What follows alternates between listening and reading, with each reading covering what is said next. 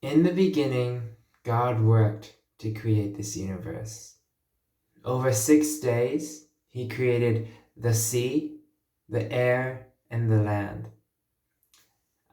That took the first 3 days, and in the last 3 days, God filled the sea with fish and whales and sharks. And then he filled the sky with birds and flying creatures. And then he filled the land with trees and little insects that crawl along the ground and animals. And of course, humans. When God created humans, he created life that looked like him and acted like him, that was supposed to be like him, to rule the earth on his behalf. Then, on the 7th day, God rested. We see through the creation story that work is of God, and thus work is beautiful. We see that God calls us to increase in number and fill the earth. He calls us to increase in number, and as I'm the middle of 9 children, I am quite familiar with the idea of,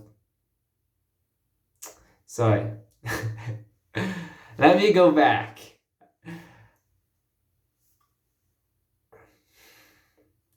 We were called to increase, God called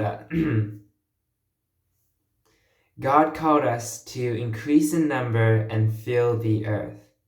Now, we often think of these two callings to be the same, to just reproduce as much as possible. Now, I am the middle of 9 children, so I have nothing against people having more than 5 kids. However, when we think of filling the earth, I think we got to remember that God filled the earth not just with life, but with beautiful things. He filled it with beautiful rocks and rock formations, with rivers, with plants. Okay, that counts as life. But a lot of things that were not animate. And I think we too are called to fill this earth with good, beautiful things. Things that are not necessarily alive, but things like art, things like skyscrapers that are sustainable and live in harmony with the surrounding life.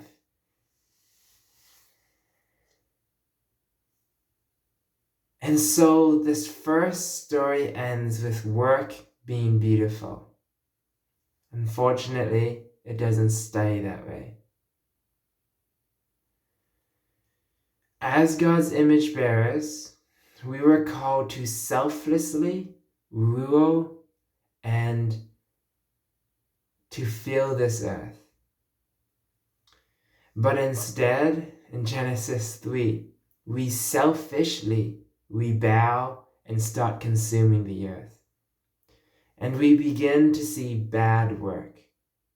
When we exploit and blame others, when we hurt others or take resources and exploit the earth for our good, we see bad work.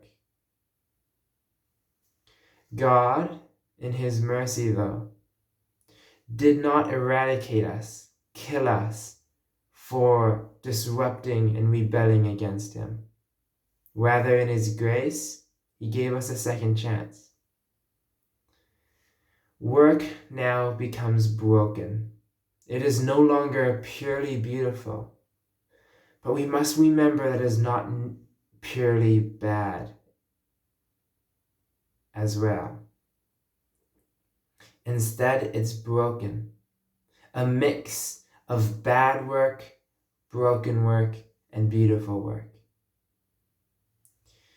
God in his love gave us hope and a promise that one day our work would not remain like this.